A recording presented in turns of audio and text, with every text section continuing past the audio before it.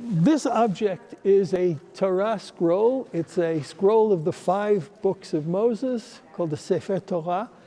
It was written 500 or 600 years ago in Egypt, probably under the Ottoman rulership at the time. It's written on leather. It's written with a hand-ground ink. And the scribe who wrote this was not attempting to be creative. He was really attempting to write it exactly the way his teachers did it. And he probably had students who he taught to write exactly the way he was taught. And he wanted to reproduce exactly the same letter for letter. It begins with the beginning of Genesis. In the beginning, God created the heavens and the earth, and concludes with the end of Deuteronomy in the eyes of all Israel. The book that I chose is William Penn's Address to the Protestants of 1679. William Penn was a land developer, and Pennsylvania is named after William Penn. He was also a very, very strong person of faith. He was Quaker. In England, he had spent a lot of time in the Tower of London because of religious persecution. And when he came over to our colonies, of course, he's looking for a different kind of life. He definitely believed in different people being able to live together in some level of harmony, but he really was concerned that we didn't have any laws that were essentially secular. So the previous thinking had been just work off the 10 Commandments, but that only works for people who follow the 10 Commandments and who interpret them in a similar way. So he wanted to just take a couple kind of ideas about morality, codify them, make them laws. Something that's super fun in the book is he talks a lot about drunkenness and prostitution and other issues that they were starting to fall in the colonies. To us, I think this seems like a pretty easy to understand idea, but it was incredibly controversial at the time. He writes the entire volume really persuasively. Even the table of contents is extremely verbose, persuasive through the whole thing. It's as though he was worried people were just very concerned about not continuing, and he really wanted these things to take place. And so I strongly encourage people to come and check this out. It is absolutely lovely. Some of the interesting books we have include the Torah, or the Bible, the Bhagavad Gita as it is, and Confucius, the Aglets. Each of them has it's basically a different spiritual book for particular religions. And I think it's really interesting just to have the understanding and the comparison to look at different ones for things. Some of the other interesting ones we have William Penn's book, which allows you to see exactly how he wrote it, exactly how hasn't changed at all from one translation to the next, as well as novels like The Peloponnesian War or Les Miserables. I have a copy here of Les Miserables, which is one of my favorite books, and also known by most to be a play or possibly people have seen it in a movie. And that's one of the reasons I chose it, because I believe it's such a beautiful book. And so many people think about this book that it was written in the actual French Revolution, which it was not. It was written about 100 years later, and it was written at the time when everybody was in such a bad place. And Victor Hugo really wanted to get that across to people, that what happened after the French Revolution put them so low.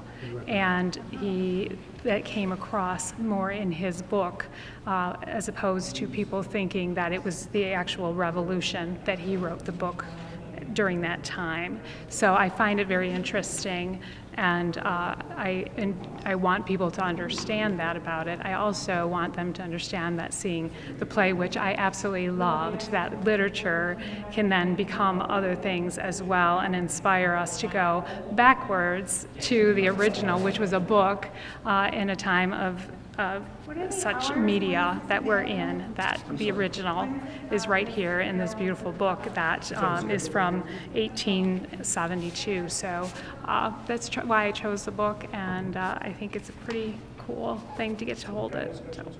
I am presenting Hobbes' translation of Thucydides's accounts of the Peloponnesian War.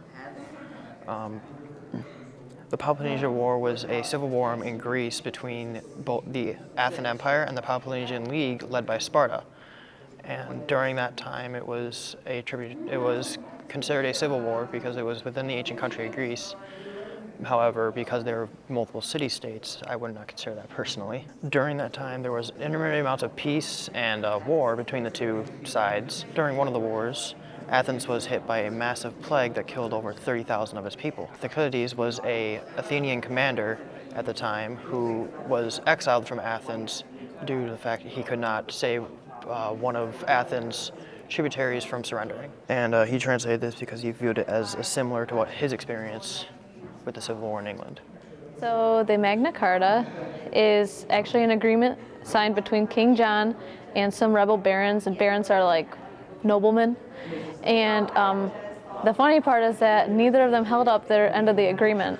So when it was originally written, it didn't have a lot of meaning because neither of them came through.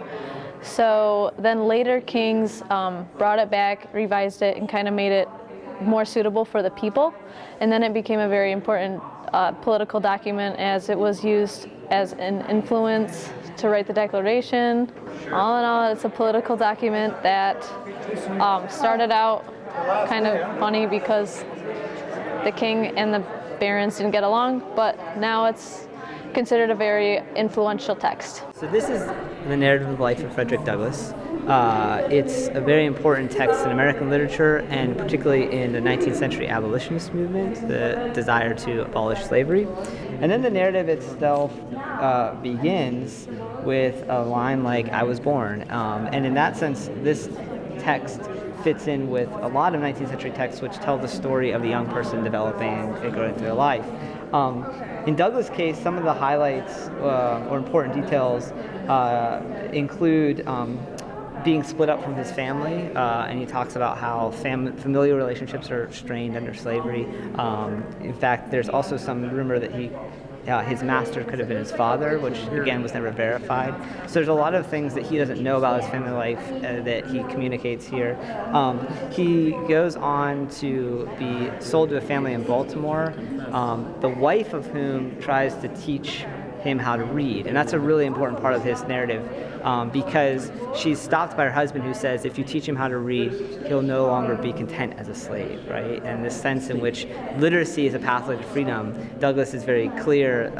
It's a very big, important part of his story. He teaches himself to read anyway and also ends up teaching his fellow slaves how to read, and then eventually makes his way north and escapes. For me, the reason I think this text is so interesting is it's beautifully written. It's incredibly powerful first-hand account of what was happening before the Civil War, and it includes passages like this one, which I just think is heartbreaking and jaw-dropping. Douglas writes, "I have often been utterly astonished since I came to the North to find persons who could speak of the singing among slaves as evidence of their contentment and happiness. It is impossible to conceive of a greater mistake. Slaves sing most when they are most unhappy. The songs of the slave represent the sorrows of his heart, and he is relieved by them only as an aching heart is relieved by its tears. At least such is my experience. I have often sung to drown my sorrow, but seldom to express my happiness. Crying for joy and singing for joy were alike uncommon to me while in the jaws of slavery. The singing of a man cast away upon a desolate island might be as appropriately considered as evidence of contentment and happiness as the singing of a slave. The songs of the one and of the other are prompted by the same emotion." And it's just so powerfully written and such a conveying the sense of what you think you are seeing is not what you are seeing, and here's the inside story. This book was very popular and very important. It sold in many copies, and Douglas went on to have a very important public life, including working with American politics. He met with Abraham Lincoln. He was an early advocate for African American soldiers fighting in the Civil War, and as I said, he went on to write 2 other memoirs, one of which is also kept at the Remnant Trust, so unfortunately we weren't able to bring it this time. This book just represents a lifetime of Confucius, and most of the stories just told about the stories between Confucius and his students, and there are a lot of very beautiful stories about it. Yeah. And actually, some of the pictures there's clouds with it. And actually in China, people like to use clouds to just say something about very famous people, because the clouds will just relate to ghosts. Because the ghosts are to be said in the heaven. So there's a lot of clouds. And yeah, and the clouds are just part of the highlights in this book. And there's also a lot of people in it, and you may find some of the young people or children that are actually bigger than the adults, because whenever people in China, people want to highlight some of the important person in the story, they will just draw the person bigger, than the normal people. Yeah. And actually, this book is also interesting because each picture just represents one of the interesting story. And the character are also written very beautiful. Yeah. And actually, the character is not used now because some of the character is complex, and they are actually older than the character we are using now. Well, this is it's a translation of the Vulgate Bible. It's in Latin from it's actually the 13th century. So this is an 800-year-old book. It's fully illuminated, so a lot of the letters are actually beautifully written, and it's completely manuscript. So this is entirely written by hand. I suggest it was the work of several scribes, and this would take a very, very long time to write. As you can see, I don't know if you can see from the camera, but the scripting is beautiful, and the way it's illuminated. The letters they're very beautiful. Adam Smith has been noted as the most quoted of all the economists, but the least read. And two of his most recognized publications are the Theory of Moral Sentiments, which was published in 1759, and the Wealth of Nations, which was published in 1776. He always regarded his Theory of Moral Sentiments to be the better of the two publications.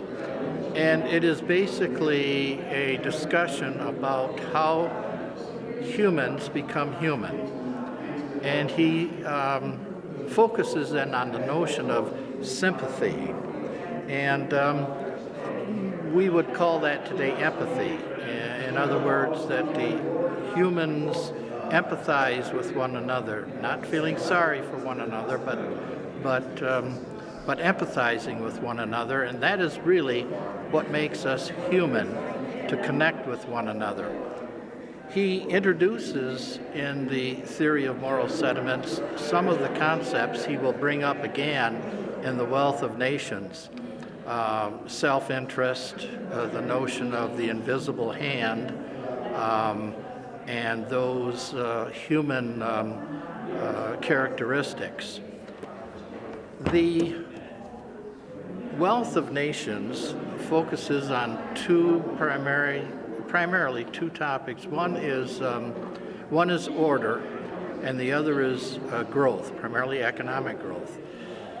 These were published as the economy of Britain was transitioning from the mercantilist era to the capitalist era. And so Adam Smith was introducing this new system whereby merchandise was going to be manufactured on a mass basis. We would call it mass production. And this was going to change things tremendously. So he picks up from the Theory of Moral Sentiments the notion of self-interest. That is to say, the human is motivated primarily by self-interest. He brings in the notion of laissez-faire. That is to say, therefore, if we allow every person to pursue their self-interest, that will lead to greater and greater economic growth. That is referred to as the invisible hand. He writes in here that man will be led as if by an invisible hand to greater and greater riches. The 55 people who wrote the Declaration of Independence and the United States Constitution read Adam Smith. And when we look at our governance documents, we find a lot of Adam Smith in them. We all remember life, liberty, and the pursuit of happiness, which we will find in here. And when we say pursuit of happiness, we really mean property. And so we owe a lot to Adam Smith. So this is a leaf of the Gutenberg Bible. We have it's in Latin, front and back of the leaf. Each column has 42 lines. I think that's kind of interesting just because initially they had 40 lines on the page, and I think they realized it was going to be too long, and so they added 2 lines, and that worked out better.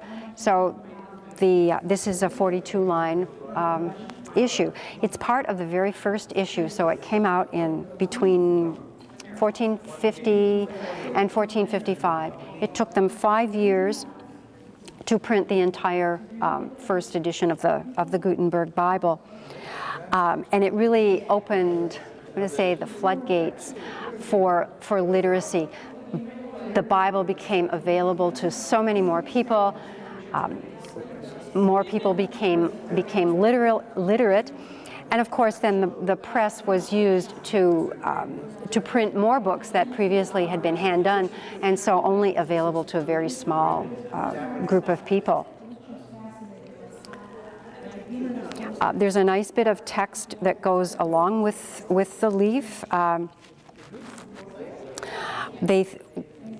The leaves are actually unnumbered. We don't really know where this came from, although it's speculated that it came from, I think, a Roman Catholic cardinal's library and surfaced, years and years after he died. The printing press, one of my colleagues found some information on the web. Initially, the idea, it's thought, came from a wine press. And you know how we brainstorm things today. I'm thinking that something similar happened, and someone decided if you can press grapes, you can also press letters into paper. So we've learned a tremendous amount from this. It's kind of cool. I chose this particular book because I know a little bit about it. It's the Bhagavad Gita. I can't call myself an expert, but I know quite a bit about it. Anyway, the first surprise I had when I actually saw the book was I thought it would be a 1829 translation of Bhagavad Gita in English, but it turned out to be in the actual Sanskrit text. It is in a Devanagari script, so Hindi is also the same script. So a lot of people can actually read it. They may not understand it, but lots and lots of people can actually read it. So that was my surprise. The other surprise was the introduction is given in Latin. So any information about the printing, about the authors, who did the translation, unfortunately I have to find someone who knows Latin to help me do that. But I can tell you a little bit about the Bhagavad Gita. The Bhagavad Gita is actually part of a bigger epic poem called Mahabharata. Mahabharata is one of 2 epic poems, the first one being Ramayana in the Hindu philosophy, and the second one is Mahabharata. Ramayana talks about Ram, who is the ideal human being, and a lot of things about Ramayana is good, tells you what the right thing to do, etc., but it is too ideal for the common man. On the other hand, Mahabharata is much more things that everyday person will come across. There's no ideal good person in Mahabharata. They're all mostly good, a little bad, or mostly bad, but a little good. And that kind of reflects what most of us go through life. So the incidents and the examples given in Mahabharata are things that normal people can identify and say, hey, you know what, maybe I should live like that, or I should not do this because that person did this and got into trouble or lost a lot, then he gained. So, and this Bhagavad Gita is one part of it where in the story, there are some 5 good brothers and there are 100 cousins of theirs which are bad, and one thing leads to another. The bad ones are able to send the good ones to the forest for 13 years because they lost on a bet. But when they come back and say, can we have our part of the kingdom? They say, no way. And that's when the war takes place. Part of the family supports the 5 people. The other part supports the 100 cousins. And this war is going to take place. And just before the start of the war, Arjuna, one of the 5 good people, refuses to fight. He's saying, you know what, this is my uncle, my grandfather, my teacher, how can I fight against them? And his charioteer, who is actually Lord Krishna in disguise, he gives him the essence of what is life all about, and the fact that you are not executing anything, somebody else is really doing, you're just an instrument. And he says it's your duty to fight. You're a warrior, you have to fight for a good cause. So that's what this goes. But in addition to making him fight, it also tells him about life. So that's why all the teachings are kind of encapsulated in this one book. All right, so this is the first illustrated Bible in America. It's from 1791. It includes the Apocrypha, and it has 50 copper plate engravings. I'm going to open the book so we can take a look at some of those engravings. This volume probably weighs about 15 pounds, so opening it is not so easy. This is a scene from Adam and Eve's State of Innocence. And again, this is a copper plate engraving circa about 1791 when the book was published. And in order to create this book, they would have basically, a different person would have been working on the engravings compared to the typesetter, assemble it, so on and so forth. There are 50 engravings in this book, and each one is absolutely wonderful. You can see a lot of really intricate linear detail, a nice kind of balance of values and tones, and it's, when you think about this being the first illustrated Bible in the United States, is really sophisticated in terms of its illustration and the effectiveness of its typesetting. Displaced angel, which is not quite human and yet not quite animal or whatever, right? They're their own category. So this hand is like very claw-like, very animal-like. This one's superhuman, which is just an interesting kind of duality thing. Together with a group of psychology students, we are investigating on tactile aesthetics. In particular, we are interested in understanding if touching and seeing a particular shape can give us the same amount of pleasantness. This problem relates to something that was investigated by John Locke and was mentioned in his essay concerning human understanding. What John Locke says in this book is actually known as the Moulinet problem, which goes more or less like this: if you are born blind and when you are adult, in your adult life you recover vision, can you actually recognize? Can you tell apart a cube from a sphere just by looking at them, without touching them? And John Locke says no.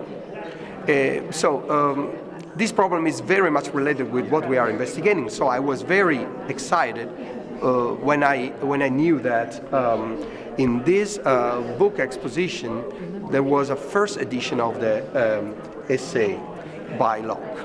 So first thing I did was to come here and look at the famous citation that I needed for my studies to see actually the first edition of it, right? And it was a little bit disappointing for me not to find the citation, but I was sure that that was the right page, the right chapter, the right section of the book, which is actually the second book, chapter 9, section 8. in which Locke talks about perception. But here we also have the paperback editions of all the books of the Rembrandt Trust that we have in the exhibition. So I looked for the citation in the paperback edition, and I was able to find it. So it was probably a problem of editions. So I went to look at the editions, and I discovered that the first edition is 1689, and the edition that is in paperback that contains the famous citation is actually the fifth and last edition, which is dated 1706. So it was just a matter of editions, but it was like an experience, an adventure to deal with such old and prestigious edition of a very famous book, and to look into the evolution itself of the thinking of a famous philosopher by looking at several editions of the same book. So essentially, The Prince was written as sort of a rule book about how to rule, and it's where a lot of these very common quotes attributed to Machiavelli come about, and it sort of paints this picture of him as this tyrant supporting ruthless sort of philosopher, but it's really more nuanced than that in the sense that it really supports more progressive ideas than that, and especially if you read into some of his other work, it talks about kind of having the support of your people, not doing things by any means necessary. It's more. It's almost like he's writing what someone wants to hear, who's in power, but injecting sort of his own more reasonable, so to speak, ideas into it. I think there's definitely a lot of value in reading it, if not only for the historical context, but also there is a lot in it that's kind of applicable today, and you can kind of see the influences in modern politics, and especially reading things further on down the line in political history. But it's kind of tongue-in-cheek in the sense that you can see really what he feels about these issues, but they're framed in a way to make it palatable to someone who isn't really for the rights of the people.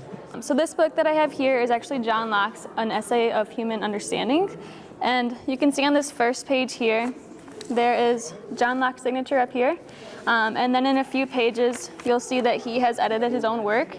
So it's really cool to make the connection from back then to the present, and just realize that I'm holding this book here that John Locke held almost 400, 300 years ago. So it's really cool.